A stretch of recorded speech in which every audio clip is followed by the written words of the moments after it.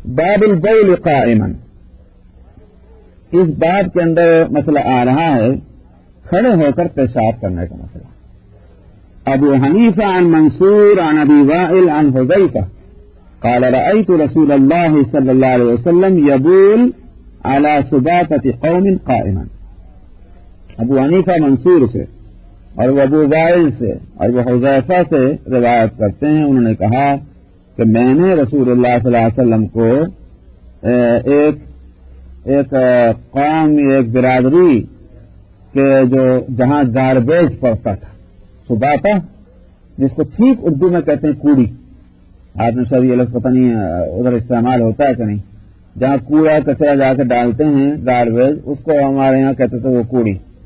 تو یہ سباطہ وہی ہے، سباطہ قوم، جہاں ایک محلے کے یا ایک بستی کے لوگوں کا گاربیج جہاں جا کے پڑتا تھا، تو وہاں آپ نے کھڑے ہو کر پیشاب کیا. یہ حدیث ہوئی. اس میں ائمہ کا اختلاف نہیں بلکہ حدیثوں کا اختلاف ہے، اور حدیث ہے ایک حضرت عائشہ کی. حضرت عائشہ رضی اللہ عنہا یہ کہتی ہیں کہ تم سے اگر کوئی شخص یہ کہے کہ نبی کریم صلی اللہ علیہ وسلم کھڑے ہو کر پیشاب کرتے تھے، فلا تصدقوا، اس کی بات کو مت مانو، آپ جو ہے ہمیشہ بیٹھ کر پیشاب کرتے تھے. یہ ہے وہ حدیث. تو اس کی وجہ سے یہ بات سامنے آئی کہ جب دو حدیثیں ایک دوسرے سے ٹکرا رہی ہیں تو پھر کیا ہے. اس سے ایک تو یہ بات معلوم ہوئی کہ حضرت عائشہ نے جو اس پوری تفصیل کے ساتھ کہا کہ آپ بیٹھ کر کیا کرتے تھے، آپ نے کھڑے ہو کر نہیں کیا. ایک تو یہ کہ وہ گھر میں رہنے والی تھی، تو اور یہ واقعہ ہے باہر کا، حضرت عائشہ وہاں تک نہیں پہنچی. حضرت حذیفہ کہتے ہیں کہ میں نے دیکھا. تو مختلف اوقات میں اگر واقعات مختلف ہو جائیں تو اس کو ٹکراؤ نہیں کہیں گے. ایک ہی وقت کے اندر ایک واقعے کو اگر دو مختلف انداز میں بیان کیا جائے تو ٹکراؤ ہوتا ہے. ایک تو یہ تو ہوئے اس میں مطابقت کی صورت ہے.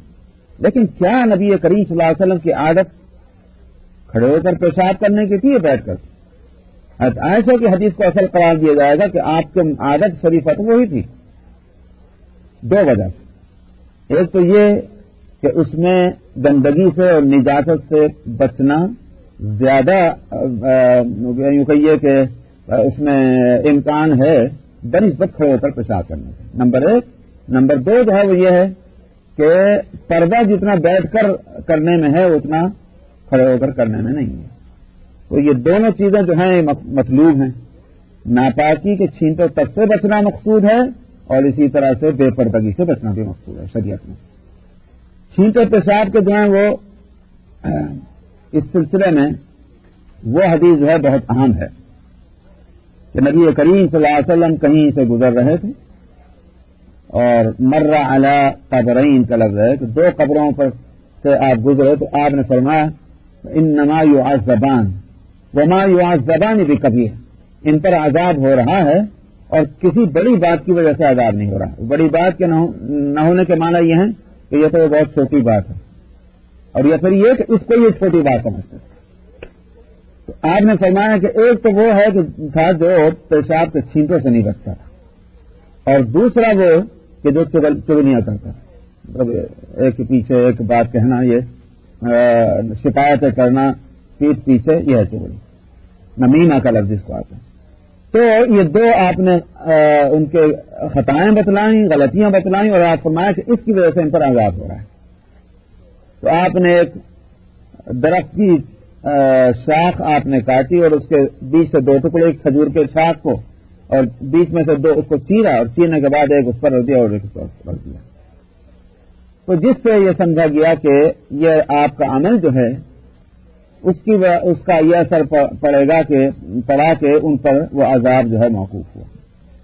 بعض لوگوں نے اس میں کچھ آگے بڑھ کر کے اس سے مسئلے نکالے کہ صاحب وہ ہوتے ہوتے پھول چڑھانے لگے قبروں پر، اور مزید یہ کہ وہ کسی گنہگار قبر پہ کوئی نہیں چاہتا، جا کے بزرگوں کے قبر پہ چڑھاتے ہیں.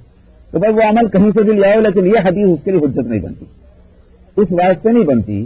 ایک تو یہ کہ وہ عذاب سے بچانے والی بات ہے، تو یہ تو ایک طرف تو تم بزرگ مان رہے ہو، دوسری طرف ان کو عذاب نہ مان رہے، تو حدیث سے اسے کیسے استنباط کریں گے. نمبر ایک.